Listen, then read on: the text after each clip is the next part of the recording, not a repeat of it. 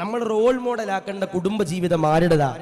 ഏതെങ്കിലും സോഷ്യൽ മീഡിയയിൽ ബ്ലോഗ് ചെയ്യുന്ന, യൂട്യൂബിൽ ബ്ലോഗ് ചെയ്യുന്ന ഏതെങ്കിലും ചങ്ങാതിമാരുടെ കുടുംബ ജീവിതമാണോ എൻ്റെ പ്രിയപ്പെട്ടവരെ നമ്മൾ കാഴ്ചവെക്കേണ്ടത്? അല്ല. ആരുടെ കുടുംബ ജീവിതമാണ് എൻ്റെ പ്രിയപ്പെട്ടവരെ ഞാനും നിങ്ങളും കാഴ്ചവെക്കേണ്ടത്? എൻ്റെ പ്രിയമുള്ള സഹോദരങ്ങളോട് പറയുകയാ, എൻ്റെ പ്രിയമുള്ള സഹോദരിമാരോട് പറയുകയാ, ജീവിതത്തിൽ അതാ മാതൃകയാക്കേണ്ട കുടുംബ ജീവിതമുണ്ടല്ലോ, അതാരുടേതാ? അതാരുടേതാ? ലോകത്തിന്റെ പ്രവാചകനാകുന്ന നബി തങ്ങളുടേതാ, ഖദീജ ബീവിയുടേതാ. ഖദീജ ബീവി ആരാ? ഖദീജ ബീവിയുടെ പേരെന്ന് പ്രിയമുള്ളവരെ പറയുമ്പോ റളിയല്ലാഹു അൻഹാ എന്ന് പറയുന്ന സഹോദരങ്ങളോട് പറയുകയാ, സഹോദരിമാരോട് പറയുകയാ, ഖദീജ ബീവി ആരാ?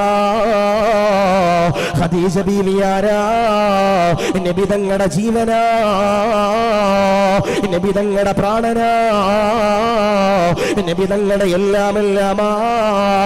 നബി തങ്ങൾ എന്നെ പ്രിയമുള്ളവരെ വല്ലാതെ സ്നേഹിച്ച ബീവി ഖദീജ റളിയല്ലാഹു അൻഹ എന്നെ പ്രിയമുള്ളവരെ പറയുമ്പോ നബി തങ്ങളുടെ കുടുംബ ജീവിതമുണ്ടല്ലോ, ഞാനും നിങ്ങളും അതാ സൂക്ഷിച്ചു കണ്ട് പകർത്താൻ കഴിയുന്നതാ ഒരു ചരിത്രം ഞാൻ പറയുകയാ. ഇവിടെ ഇരിക്കുന്ന ഭർത്താക്കന്മാരെ, റമളാൻ മാസമാണല്ലോ കടന്നു വന്നിരിക്കുന്നത്. ഭാര്യമാര് അടുക്കളയിൽ എന്നെ പ്രിയമുള്ളവരെ പണി ചെയ്യുമ്പോ അവർക്ക് വേണ്ടി സഹായങ്ങൾ ചെയ്യുന്നവരുണ്ടോ? അവർക്ക് വേണ്ടി ഖിദ്മത്ത് ചെയ്യുന്നവരുണ്ടോ? നമ്മുടെ ശീലം എങ്ങനാ? ഭാര്യമാര് ഭക്ഷണം ഉണ്ടാക്കുമ്പോ പടച്ചവനെ ഡൈനിങ് ടേബിളിലേക്ക് കടന്നു ചെല്ലുകയാ, അവരുണ്ടാക്കി തരുന്ന ഭക്ഷണമുണ്ടല്ലോ കഴിച്ചുകൊണ്ട് പരാതി പറയുന്നവരോട് പറയുകയാ, നോമ്പ് പിടിച്ചുകൊണ്ട് നമ്മുടെ പ്രിയപ്പെട്ട ഉമ്മമാര് പടച്ചവനെ നോമ്പ് ഉണ്ടാക്കുമ്പോ അത് കഴിച്ചിട്ട് ഭക്ഷണത്തിന് എന്റെ പ്രിയമുള്ളവരെ ഉപ്പില്ലെങ്കിൽ അവരെ അതാ കുറ്റപ്പെടുത്തുന്നവരോട് പറയുകയാ, പാടില്ല, പാടില്ല. ലോകത്തിന്റെ പ്രവാചകനാകുന്ന നബി തങ്ങള് ആയിഷ ബീവിയുടെ വീട്ടിലേക്ക് കടന്നു വരികയാ. ആയിഷ ബീവിയുടെ വീട്ടിലേക്ക് കടന്നു വരുമ്പോ അൽഹംദുലില്ലാഹ് നബി തങ്ങളുടെ പ്രിയപ്പെട്ട പ്രിയതമയാകുന്ന മഹദി ആയിഷ, ആയിഷ ബീവിയുടെ വീട്ടിലേക്ക് കടന്നു വരുമ്പോ ആയിഷ ബീവി റളിയല്ലാഹു അൻഹാ ലോകത്തിന്റെ പ്രവാചകനാകുന്ന നബി തങ്ങൾക്ക് പത്തിരി ചുടാ മാവുണ്ടല്ലോ കുഴക്കുകയാ. ഇതിങ്ങനെ ഉണ്ടാക്കുന്ന തിരക്കിന്റെ ഇടയില് ആയിഷ ബീവി ക്ഷീണം കാരണമുണ്ടല്ലോ ക്ഷീണിച്ചുകൊണ്ട് ഉറങ്ങുകയാ. നബി തങ്ങളതാ കടന്നു വരുമ്പോ ആയിഷ ബീവിയുടെ വീട്ടിലേക്ക് കടന്നു വരുമ്പോ സുബ്ഹാനല്ലാഹ് ആയിഷ ബീവി ഉറങ്ങുകയാ. കയ്യിലിങ്ങനെ റൊട്ടി ഇങ്ങനെ കുഴക്കുന്ന മാവിങ്ങനെ ഇരിക്കുന്നുണ്ടോ? നബി തങ്ങൾ വിളിക്കുന്നില്ല. നബി തങ്ങള് പടച്ചവനെ ആയിഷ ബീവിയുടെ കയ്യിലിരിക്കുന്ന മാവുണ്ടല്ലോ എടുക്കുകയാ, അടുക്കളയിലേക്ക് കടന്നു ചെല്ലുകയാ. നബി തങ്ങള് കടന്നു ചെല്ലുകയാ. ആരാ കടന്നു ചെല്ലുന്നത്? കൂടാനുകൂടാനി അനുയായികളുള്ള, ജീവിതത്തിൽ ഒരിക്കൽ പോലും കളവ് പറയാത്ത മദീനയുടെ നായകനാ നബി തങ്ങളാ, റസൂലുള്ളാഹിയാ. അടുക്കളയിലേക്ക് കടന്നു ചെല്ലുകയാ. പടച്ചവനെ, പടച്ചവനെ മാവിങ്ങനെ കുഴക്കുകയാ. മനോഹരമാകുന്ന രുചിയുള്ള പൈതയുണ്ടല്ലോ, പത്തിരിയുണ്ടല്ലോ, നബി തങ്ങൾ ചുടുകയാ. ഒരു പാത്രത്തിലേക്ക് എടുക്കുകയാ. ആയിഷ ബീവിയുടെ ചാരത്തേക്ക് കടന്നു ചെല്ലുകയാ. ആയിഷ ബീവി എണ്ണീച്ചില്ലോ. ആയിഷ ബീവി എന്റെ പ്രിയമുള്ളവരെ തളർന്നുകൊണ്ട് കിടക്കുകയാ. ആയിഷ ബീവിയുടെ ചാരത്തേക്ക് കടന്നു വരികയാ. ആയിഷ ബീവിയെ വിളിക്കുകയാ. ആയിഷ ബീവി എണ്ണീക്കുകയാ. ആയിഷ ബീവി അതാ എണ്ണീക്കുമ്പോ അൽഹംദുലില്ലാഹ് നബി തങ്ങളുടെ കയ്യിലിരിക്കുന്ന റൊട്ടിയുണ്ടല്ലോ, അൽഹംദുലില്ലാഹ് ആയിഷ ബീവിയുടെ കൈകളിലേക്ക് എന്നെ പ്രിയമുള്ളവരെ കൊടുക്കുകയാ. ആയിഷ ബീവി അതാ പറയുകയാ, യാ റസൂലല്ലാഹ് എന്നെയൊന്ന് വിളിച്ചൂടെ നബിയേ, എന്നെയൊന്ന് വിളിച്ചൂടെ നബിയേ, ഞാൻ ഉറങ്ങിപ്പോയതാണ് നബിയേ. നബി തങ്ങള് ആയിഷ ബീവിയോട് പറയുകയാ, ആയിഷ ഉറങ്ങുന്നത് കാണുമ്പോ വിളിക്കാൻ തോന്നിയില്ല.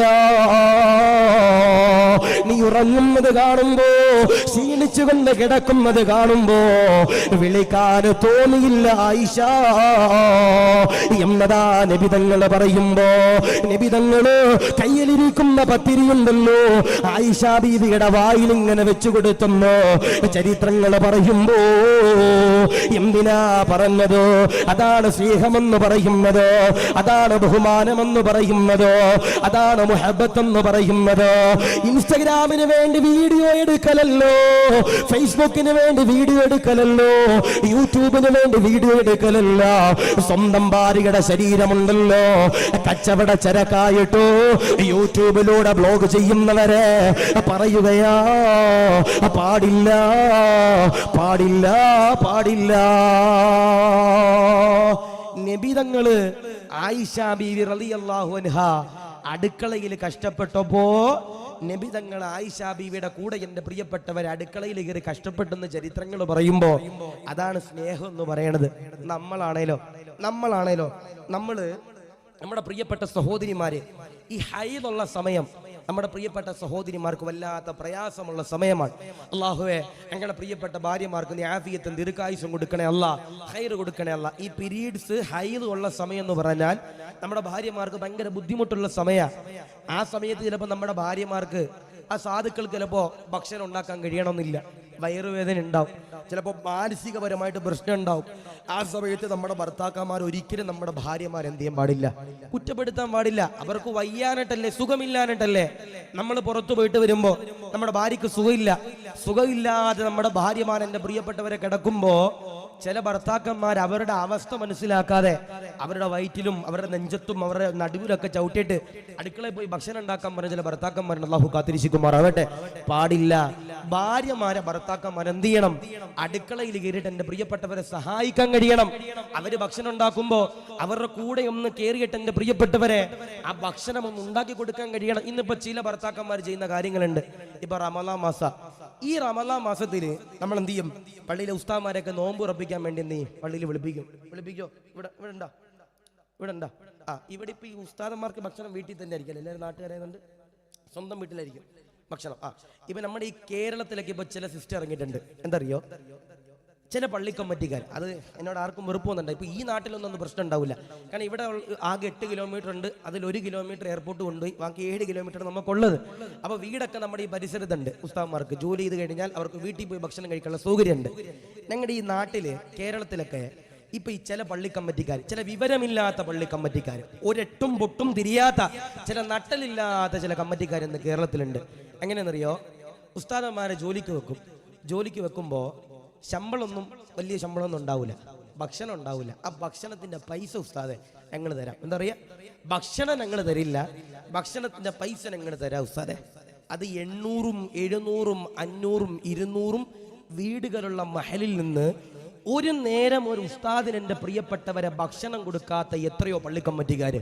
അള്ളാഹു കാത്തിരിക്കുമാറാവട്ടെ, അള്ളാഹു ഹീമ നൽകി അനുഗ്രഹിക്കുമാറാവട്ടെ. ഞാനിപ്പോ ഇന്നലെ എൻ്റെ ഒരു സുഹൃത്തിനെ വിളിച്ചു, തിരുവനന്തപുരത്ത് വലിയ ഒരു ഉസ്താദാ. ഞാൻ ചാടിയാ നോമ്പൊക്കെ തുറന്നു. ഞാൻ എവിടെ നിന്നാ നോമ്പ് തുറന്നേ? കടയിൽ നിന്നാ നോമ്പ് തുറന്നേ. എന്താ പറഞ്ഞേ? കടയിൽ നിന്ന് ഭക്ഷണം മേടിച്ചിട്ടാണ് നോമ്പ് തുറന്നേ. അപ്പൊ ഞാൻ ചോദിച്ചു, അവിടെ എന്തേ വീട്ടുകാരൊന്നും ഇല്ലേ? ഒക്കെ മൃഗങ്ങളാ, മനുഷ്യന്മാരൊന്നും അവിടെ ഇല്ലേ? അപ്പൊ എന്നോട് പറയൂ, സാറേ എനിക്ക് ഇത്ര രൂപ ശമ്പളം ഉണ്ട്, ആ ശമ്പളം എന്ന് പറയുന്നത് ഭക്ഷണത്തിന്റെയും കൂടി ശമ്പളം ഉസ്താദെ, ഭക്ഷണത്തിന്റെയും കൂടിയുള്ള പൈസ ഉസ്താദെ. ഞാൻ ചേട്ടാ ചങ്ങാതി ആയിക്കോട്ടെ, പക്ഷെ അവിടുത്തെ കമ്മിറ്റിക്കാർക്കും നാട്ടുകാർക്കും മനസാക്ഷി എന്ന് പറയുന്നൊരു സാധനം ഇല്ലേ? സ്വാഭാവികമായിട്ടും ഇപ്പൊ ഞാനൊരു പള്ളിയിലെ കമ്മിറ്റിക്കാരനാണെങ്കിൽ ഇപ്പൊ സ്വാഭാവികമായിട്ടും അവിടെ ഭക്ഷണം കൊടുക്കാൻ പറ്റാത്തൊരു കമ്മിറ്റിക്കാർ, അതൊക്കെ വെറും തൊണ്ടനായങ്ങളാ. ഇപ്പൊ 10-200 വീടുകളുണ്ടെങ്കിൽ ഒരു വീട്ടിൽ നിന്ന് ഒരു നേരം തന്നെ കൊടുക്കാൻ പറ്റാത്ത ഏത് വീട്ടുകാരാണല്ലേ? പിന്നെ ഈ ഫേസ്ബുക്കിലും വാട്സപ്പിലൊക്കെ ചില കമന്റുകളുണ്ട്, ഉസ്താദന്മാർ എല്ലാ ദിവസവും ഇറച്ചിയെ കഴിക്കൂ, എല്ലാ ദിവസവും മീനെ കഴിക്കൂ, അങ്ങനെയൊക്കെ പറയുന്ന ചില ചങ്ങാതിമാരുണ്ട്. അങ്ങനെയൊന്നും ഇല്ലപ്പാ. ഒരു കൊടുക്കണത് കഴിച്ചിട്ട് പോണവരാ, പിന്നെ നമ്മൾ കൊടുക്കണ ഒരു കഴിക്കണവരാ. അള്ളാഹു ദീർഘായുസ്സ് നൽകുമാറാവട്ടെ. അള്ളാഹു നമ്മുടെ ഭക്ഷണത്തിലൊക്കെ അള്ളാഹു ബറക്കത്ത് നൽകി അനുഗ്രഹിക്കുമാറാവട്ടെ. ഞാൻ നിങ്ങളോട് പറയാ, ഉസ്താദ് പറയാ, ഇവിടെ നിന്നൊരാൾ എനിക്ക് വീട്ടിൽ നിന്ന് ഭക്ഷണം തരും. ഞാൻ ചോദിച്ചിട്ട് റമളാനല്ലേ, ഈ റമദാൻ മാസത്തിൽ പോലും നിനക്ക് ഒരാൾ പോലും അവിടെ നിന്ന് ഭക്ഷണം തരണില്ല, തരത്തില്ല. അവിടെ അങ്ങനെ ചില ആളുകളുണ്ട്. ഞങ്ങൾ പൈസ ശമ്പളം കൊടുക്കുന്നുണ്ടല്ലോ ഉസ്താദെ, അതിലേക്കുള്ള ഭക്ഷണം കൊടുക്കുന്നുണ്ടല്ലോ ഉസ്താദെ, അതുകൊണ്ട് ഞങ്ങൾക്ക് ഒരു നേരത്തെ നോമ്പ് തുറ പോലും എൻ്റെ പ്രിയപ്പെട്ടവരെ തുറപ്പിക്കാൻ നമ്മുടെ മഹലിലുള്ള ആളുകൾക്ക് ഉസ്താദ്മാർക്ക് കൊടുക്കാൻ പറ്റിയില്ലെങ്കിൽ, ഇനി ഉസ്താദ്മാർക്ക് കൊടുക്കാൻ ഞാൻ പറയണില്ല, നമ്മുടെ നാട്ടിലുള്ള പാവപ്പെട്ട പണ്ഡിതന്മാർ എത്രയോ പേരുണ്ട്, അവർക്ക് എൻ്റെ പ്രിയപ്പെട്ടവരെ കൊടുക്കാൻ കഴിഞ്ഞില്ലെങ്കിൽ പിന്നെ എന്ത് പള്ളി കമ്മിറ്റിക്കാർ അല്ലാഹു കാത്തിരിക്കട്ടെ, ഈ നൽകുമാറാവട്ടെ. ഞാൻ നിങ്ങളോട് പറയാ, ചില ആളുകളുണ്ട് ഇപ്പൊ അകത്തി ദ്വീപിൽ എന്ത് ചെയ്യും, ഹാരിസ് ഉസ്താദിനെ, ഇക്ബാൽ ഉസ്താദിനെയും ഹുസൈൻ ഉസ്താദിനെയും കാളിയാരെയൊക്കെ എന്ത് ചെയ്യും, ഭക്ഷണം കഴിക്കാൻ വേണ്ടി വീട്ടിൽ വിളിക്കും, നോമ്പ് തുറയ്ക്ക് വേണ്ടി വിളിക്കും. വിളിച്ചിട്ട് എന്ത് ചെയ്യും, കൊണ്ടുപോകും. ഒരു കൂട്ടത്തിൽ കുറച്ച് കമ്മിറ്റിക്കാരൊക്കെ വിളിച്ചോണ്ട് കുറച്ച് ആളുകളൊക്കെ എന്ത് ചെയ്യും, വിളിച്ചോണ്ട് എന്ത് ചെയ്യും, നോമ്പ് തുറക്കാൻ വേണ്ടി കൊണ്ടുപോകും. വീട്ടിൽ ചെന്നിട്ട് അമിനാത്തടുത്ത് അമിന ഭാര്യ അടുത്ത് പറയും, മോളെ രാത്രി ഒരു മഗ്‌രിബിന് ഒരു 15 പേര് നോമ്പ് തുറക്കാനുണ്ടാവും, നീ ഭക്ഷണം ഉണ്ടാക്കണം. ഈ സാധു റബ്ബേ, ഈ ചങ്ങാതി പോയിട്ട് മട്ടനും ഇതൊക്കെ മേടിച്ചു കൊടുത്താൽ മാത്രം മതി. ഈ പെണ്ണുങ്ങൾ നോമ്പിന്റെ പകല് സമയത്ത് കിടന്ന് കഷ്ടപ്പെട്ട് ഇതുണ്ടാക്കും. ഇതുണ്ടാക്കിയിട്ട് റബ്ബേ രാത്രി ഭക്ഷണം കഴിക്കാൻ ഇരിക്കുന്ന സമയത്ത് കറിക്കെങ്ങാനം കുറച്ചുപ്പങ്ങാനം കൂടിപ്പോയാൽ, കറിക്കെങ്ങാനം കുറച്ചുപ്പങ്ങാനം കുറഞ്ഞു പോയാൽ, ചില ചങ്ങാതിമാരുണ്ട് ആ പെണ്ണിനെ വിളിച്ചോണ്ട് വന്ന് അവിടെ വന്നിരിക്കുന്ന ആളുകളുടെ മുമ്പിൽ വെച്ച് കുറ്റപ്പെടുത്തുന്ന ചില ഭർത്താക്കന്മാര്. അല്ലാഹു കാത്തിരിക്കട്ടെ. പാടില്ല. ഭക്ഷണം കൊള്ളത്തില്ലെങ്കിൽ രാത്രി കിടക്കുന്ന സമയത്ത് ഭാര്യയോട് പറയണം. പറഞ്ഞില്ലെങ്കിൽ ചിലപ്പോൾ കബറിലോ അല്ലാഹു കാത്തിരിക്കുമാറാവട്ടെ. ഉപ്പ് കൂടിയ ഭക്ഷണം, എല്ലാ ദിവസവും ഉപ്പ് കൂടിയ ഭക്ഷണം നമ്മൾ പറയണില്ല, ഭാര്യയോട് പറയണില്ല, ഭാര്യയോടുള്ള സ്നേഹം കൊണ്ട് അവസാനം ഉപ്പ് കൂടി പ്രഷർ കൂടി ചിലപ്പോൾ ദിവസം മരിച്ചോ അല്ലാഹി നൽകുമാറാവട്ടെ. ഞാൻ നിങ്ങളോട് പറയണത്, ഭക്ഷണം കൊള്ളത്തില്ലെങ്കിൽ അത് ആളുകളുടെ മുമ്പിൽ വെച്ചല്ല പറയണ്ടേ, രാത്രി കിടക്കുന്ന സമയത്ത് കിടപ്പറയിൽ ഭാര്യയോട് പറയണം.